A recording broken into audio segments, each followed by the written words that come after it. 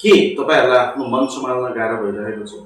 कहिलेकाहीँ औधै खुसी हुने र कहिलेकाहीँ चाहिँ संसारै हारे जस्तो हुने महसुस भएको छ। कहिलेकाहीँ संसारै जित्न सक्छु जस्तो लाग्छ, कहिलेकाहीँ एक क्षण पनि बाँच्न गाह्रो भयो जस्तो लाग्छ। कहिलेकाहीँ औधै खुसी लाग्छ र कहिलेकाहीँ चाहिँ एकदमै रुन मात्रै मन लागिरहन सक्छ।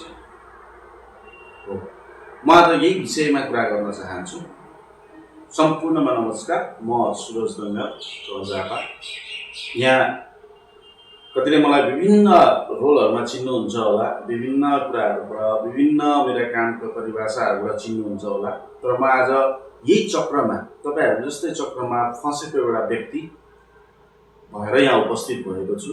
हो, म पनि तपाईहरु जस्तै चक्रमा फँसेको थिएँ। मलाई पनि करिब 1.5 वर्षदेखि यो समस्या चाहिँ एकदमै धेरै आइरहेको छ। मलाई पनि डाक्टरले बीपीडी, बोर्डरलाइन पर्सनालिटी डिसअर्डर र म्याड, मल्टिपल एन्जाइटी डिसअर्डर भनेर दुईटा समस्या डायग्नोज गरेको छ र त्यसको मेडिकेसन र थेरापीको अवस्थामा म छु। तपाईहरुले जुन समस्या भोगिरहनु भएको छ, म पनि त्यही समस्या भोगिरहेको छु। मैले करिब यो क्रिस्चियन डायग्नोसिस अनुसारले, डाक्टरको भनाइअनुसारले र मेरो आफ्नो मनको कुरा गर्ने हो भने म 1 वर्ष 1.5 वर्षको अन्तरालमा करिब 35 देखि 40% रिकभर हुन सकेको छु। र यो डाक्टरको हिसाबमा पनि यो एकदमै फास्ट रिकभरी हो। र म यही मेरो 40% रिकभरीको यात्रा यहाँहरुसँग साटासाट गर्न चाहन्छु, शेयर गर्न चाहन्छु, ताकि यहाँहरुलाई पनि त्यो रिकभरीमा जानलाई अथवा के गर्दाखेरि चाहिँ चाँडो रिकभर हुन्छ भन्ने कुरामा अलिकति सहज होस् भन्ने हिसाबमा यो च्यानल सुरु गरेको हो। अब प्रश्न आउँछ, मानसिक स्वास्थ्यको बारेमा कुरा गर्ने बित्तिकै धेरै व्यक्तिगत कुराहरू पनि गर्नुपर्छ हैन, धेरै आफ्नो बारेमा कुरा गर्नुपर्छ। यी सबै किन गर्नु पर्यो त भन्ने प्रश्न आउन सक्छ। मलाई पनि धेरै दिनसम्म आयो। मलाई इभन तपाईलाई रमाइलो इन्सिडेन्ट सुनाउँ, मैले करिब 15 दिन अगाडि यो भिडियो बनाउँछु भनेर सोचेको थिएँ। 15 दिन अगाडि भिडियो बनाउँछु भनेर मैले भिडियोमा वर्कआउट गर्दाखेरि मलाई फेरि पनि एकदमै प्यानिक एट्याक आयो। किनभने मैले मेरो बारेमा शेयर गर्छु, मेरो बारेमा कुराहरू त गर्न सक्छु, तर पनि हाम्रो समाजले मानसिक स्वास्थ्यलाई कसरी हेर्छ भन्दाखेरि कोही पनि मानसिक स्वास्थ्यमा एउटा सानोभन्दा सानो इस्यु पनि छ भने पागल भनिदिने, अथवा देवी देवता लागेको भनिदिने, अथवा नाटक गरेको, नौटंकी गरेको भनिदिने। इभन कस्तो हो भने एकदमै प्यानिक एट्याक आउने मान्छेहरूलाई चाहिँ लागु पदार्थ सेवन गरेको, जडिया रक्सी खाएको अथवा कति छाडा, यी सायद उपनामहरूले चाहिँ बोलाउने गरिन्छ। अनि मलाई पनि मैले एउटा स्ट्रङ डिटर्मिनेसन त लिएँ, म शेयर गर्छु हजुरहरूसँग, सबै कुरा शेयर गर्छु भन्ने त लिएँ।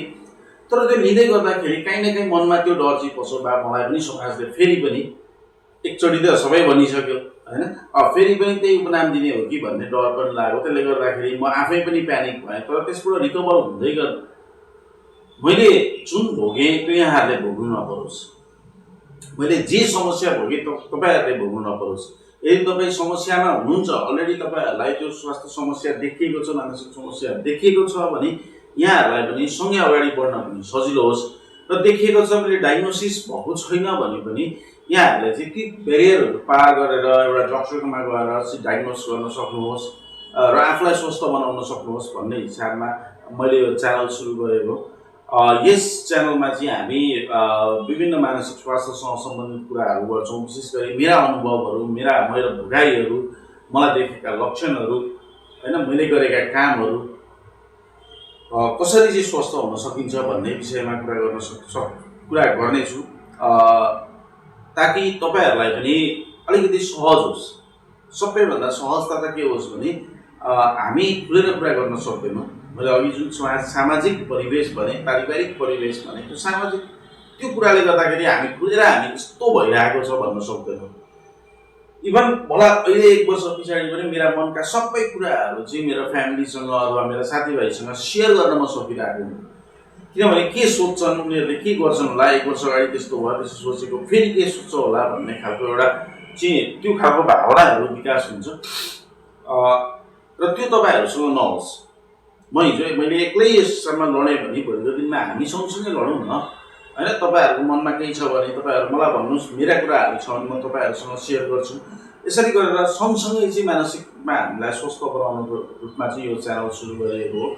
र तपाईँहरूले अथवा तपाईँहरूले चिने जानेका कोही व्यक्तिहरूमा त्यस्ता समस्याहरू देख्नु भएको छ, सबैभन्दा ठुलो त डायग्नोसै हुँदैन हाम्रो समाजमा होइन।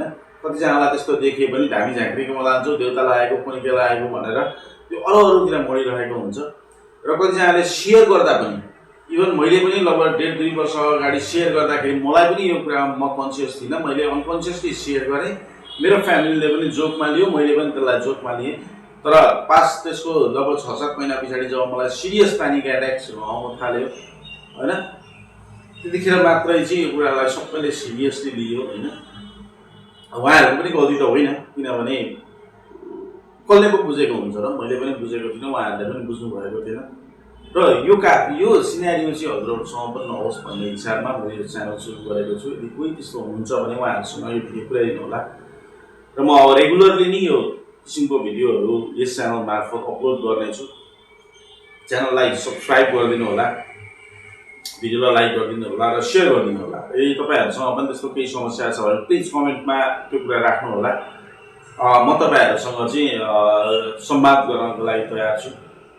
हामी कुरा गरौँ न। म पनि डक्टर त होइन, डायग्नोस गर्न सक्दिनँ होला, तपाईँहरूलाई मेडिकेसन दिन सक्दिनँ होला, तर हामी हाम्रो सिम्टम्सहरूको बारेमा, हामीले हाम्रो भोगेको अवस्थाको बारेमा एक अर्कासँग कुरा साटासाट गर्दै हाम्रो मन हल्का बनाउन सक्छौँ र हामी एउटा चाहिँ सफल तरिकाले एउटा स्वस्थ व्यक्तिको रूपमा चाहिँ अगाडि बढ्न सक्छौँ भन्ने विश्वास लिएको छु। आशा छ यो यात्रामा तपाईँहरूले पनि मलाई सहयोग गर्नुहुन्छ भन्ने मैले पूर्ण रूपमा विश्वास लिएको छु। हस्, धन्यवाद, नमस्कार।